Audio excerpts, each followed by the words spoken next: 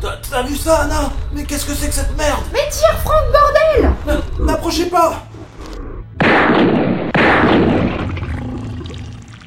Je l'ai eu? Attends, n'y touche pas. C'est bizarre, on dirait une sorte d'acide. Ça a complètement grignoté le plancher. Ok, Anna, d'accord, mais je l'ai buté ou Je pas? ne sais pas, Franck, c'est dur à dire. Mais tu vois ces marques autour de la flaque? J'ai plus l'impression que... Franck, au-dessus de toi!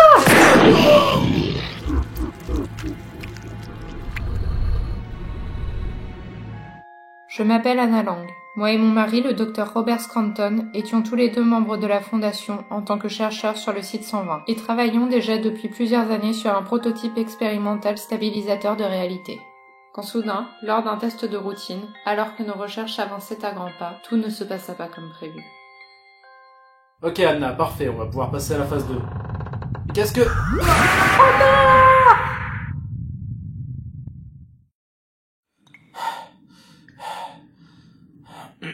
Ok, très bien. Ok. Ça enregistre là. Calme-toi. Ok. Mon nom est Robert Scranton, directeur de recherche sur le site 120, où je travaillais déjà depuis plusieurs années avec ma femme Anna Lang sur un projet expérimental stabilisateur de réalité. Nos recherches avançaient bon train et nous nous apprêtions à effectuer un test de routine lorsque quelque chose vint perturber l'expérience. À l'heure actuelle, et d'après mes calculs, cela doit bien faire une dizaine de jours que j'arpente dans la pénombre ce drôle d'endroit où je semble avoir été téléporté. Enfin, dans tous les cas, vous n'imaginez pas le bien que ça fait, ne serait-ce que d'avoir l'impression de parler à quelqu'un. Ah, et cette LED rouge, quel apaisement pour l'esprit. Je n'en pouvais vraiment plus de rien voir. Attendez, j'ai dit 10 jours? Ah, c'est pas possible, j'ai dû me planter quelque part. Si c'était le cas, en toute logique, je devrais largement être mort. Ne serait-ce que de déshydratation déjà. Non, c'est juste moi qui ai dû perdre la notion du temps. Faut dire qu'on devient vite fou dans ce genre de situation. Ok, cette fois il n'y a pas de doute possible, et ça doit bien faire 2 semaines à présent que je suis là. Ce qui signifie qu'il n'y a pas vraiment besoin de se nourrir, ni même de s'hydrater pour rester en vie. Et pourtant... Ah ouais, je tuerais pour une goutte d'eau. J'ai la gorge sèche et l'estomac noué. Ah, ça fait mal. Ici Robert, ouais. Désolé, j'ai pas enregistré grand chose ces dernières semaines. Pardon, il faut que je me concentre. Ouh, respire. Bon, mes yeux semblent s'habituer à l'obscurité, j'y vois déjà un peu mieux. Et à vrai dire, tout semble identique. Des murs suivis d'autres murs semblables au premier. Enfin bon, je vais essayer d'en apprendre un peu plus sur cet endroit. Sur mon royaume personnel, même on pourrait dire. Prosternez-vous devant le roi Robert. Mais non, pas toi, Rouge. Toi, tu es mon ami, tu le sais bien. Ah mon dieu, qu'est-ce que je pue. Est-ce qu'il y a au moins de l'air qui passe dans ce putain d'endroit? Robert le Puant, en voilà un nom de souverain adéquat. Laissez-moi vous présenter Robert Puducu, premier du nom. Ah, excusez-moi. Je dois être un peu fatigué. Je reviendrai plus tard.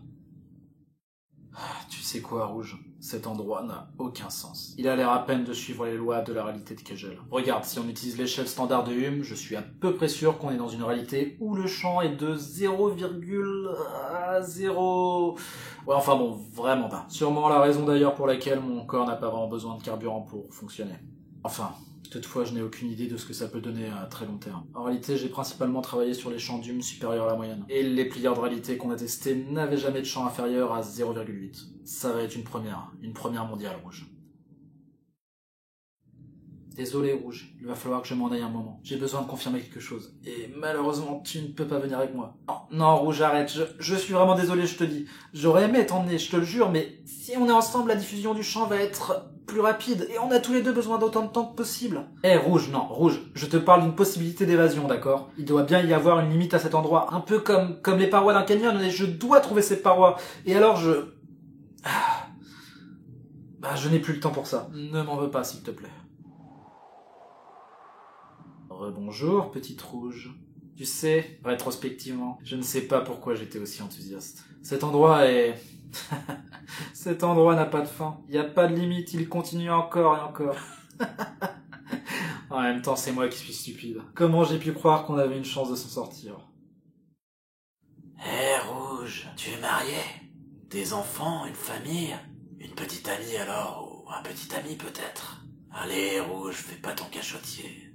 Ne t'inquiète pas, ça restera entre nous. Froid, tellement froid. Rouge, as-tu vu Anna? J'ai besoin d'elle, Rouge. Grand besoin d'elle. Besoin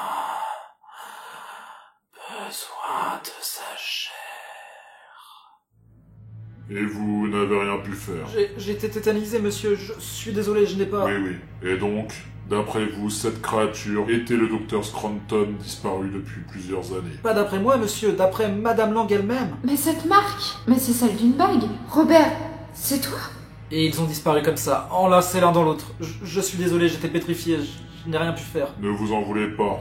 Vous n'êtes pas un soldat. Bien, merci pour ces précieuses informations. Et ne vous inquiétez pas, nous allons vous donner un amnésique, et dans 5 minutes, toutes ces vilaines images ne seront plus que de l'histoire ancienne.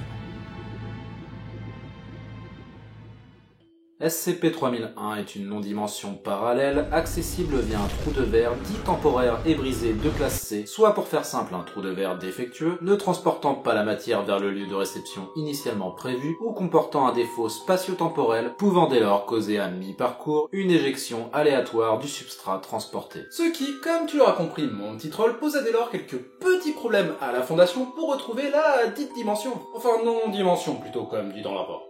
Mais bref, continuons. SCP-3001 fut initialement découvert le 2 janvier 2000 lorsque le Dr Scranton, qui travaillait déjà depuis plusieurs années avec sa femme le Dr Lang sur un prototype expérimental intitulé stabilisateur Lang-Scranton, fut projeté à l'intérieur du dit SCP suite à un dysfonctionnement provoqué par une activité sismique imprévue. Initialement considéré comme mort, le Dr Scranton survécut en réalité à l'intérieur du SCP pendant au moins 5 ans, 11 mois et 21 jours, comme précisé par le panneau de contrôle l'accompagnant et les enregistrements établis par lui-même sur ce dernier. Enregistrements qui purent être récupérés par la Fondation lorsque l'appareil en question réapparut de manière encore inexpliquée au sein de cette dernière lors d'un test impliquant une technologie plieuse de réalité améliorée. Ces informations lui apprirent alors qu'il s'agissait d'un univers parallèle semblant s'étendre à l'infini et comportant un niveau d'hume si faible, environ 0,032, qu'il contredisait dès lors les lois de la réalité de Kegel, ayant ainsi pour conséquence, lors d'une exposition prolongée, une chute du niveau d'hume de l'objet immergé à un niveau équivalent à celui du SCP. Ce qui entraînerait dès lors une dégradation extrêmement ralentie de la matière ainsi qu'une atténuation extrême des dommages subis par l'organisme, au point que ce dernier puisse continuer à fonctionner normalement, on va dire, même avec une perte de plus de 70% de sa masse corporelle. Enfin, à condition qu'il lui reste au moins, en gros, 40% de son réseau neuronal intact. Faut quand même pas déconner. Bon, et petit point tout de même sur cette histoire d'hume, parce que j'en parle depuis tout à l'heure, mais Kezako. L'homolume, prononcé à la française, est une unité de mesure consistant à déterminer l'intensité et ou la quantité de réalité dans une zone donnée. Et ce, à partir de 2 dimensions de poche, créées directement par la Fondation elle-même et servant de référence puisque comportant arbitrairement 2 niveaux d'hume, soit respectivement 100 pour le premier et 0 pour le second. À partir de là, le niveau d'hume d'une zone donnée est calculé à l'aide de 2 portails ouverts sur chacun des 2 univers de référence. Et bref, on va s'en arrêter là pour cette histoire d'hume parce que c'est en réalité extrêmement compliqué sa mère et que si vraiment je commence à me lancer dedans, va également falloir que je vous parle des plieurs de réalité et là autant dire qu'on n'en a pas fini. Non. Du coup, ce qui me paraît le mieux, c'est que je vous fasse un de ces 4, une vidéo entièrement consacrée à ce sujet. Là, c'était juste histoire que vous compreniez en gros de quoi il s'agit. Mais bref, revenons à SCP-3001 donc.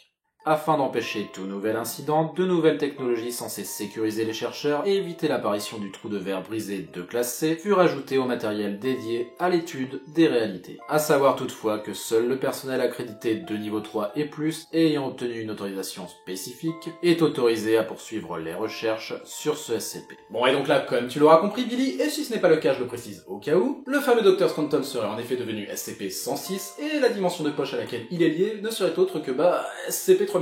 Ouais, ok, mais attends, t'avais pas déjà fait une vidéo sur les origines de 106, toi, justement? Ah si, oui, le fameux Caporal Lawrence. Oui, voilà, oui, c'est ça.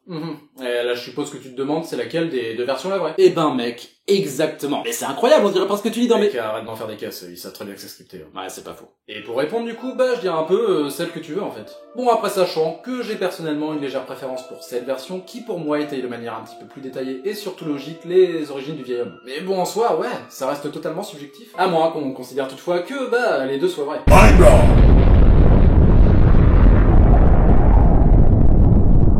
Et oui, parce que autant il est légitime de se demander laquelle des 2 versions est la vraie, autant on peut imaginer que les 2, le soient en fait. Et ce qui signifierait dès lors qu'il n'existerait non pas une, mais plusieurs versions de SCP-106.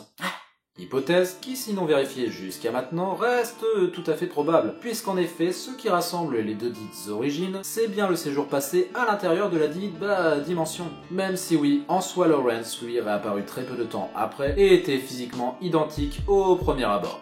Mais bon, après, ne pas oublier qu'il semblait y retourner de nombreuses fois, et que la temporalité s'exerçant à l'intérieur de 3001 semble assez différente de la nôtre, donc partant de cet axiome, on peut assez facilement imaginer que lors de brèches de confinement, la Fondation a très bien pu les confiner l'un après l'autre, sans même se rendre compte qu'il ne s'agissait en réalité pas forcément de la même entité. Et on pourrait même aller jusqu'à penser qu'il en existe plus que deux en passant, après tout, pourquoi pas. D'ailleurs, petite question, qui est devenue Anna Lang après que le Dr Scranton l'ait emmenée avec lui? Morte ou... enfin bon, tu m'as compris quoi. Bref, sur ce les petits trolls, n'hésitez pas à donner votre avis en commentaire, parce que c'est aussi ça qui est cool avec les SCP, c'est de pouvoir théoriser à l'infini. Et bien sûr, si ça vous a plu, on n'hésite pas à liker et partager pour soutenir la chaîne. Allez, à très bientôt les petits trolls.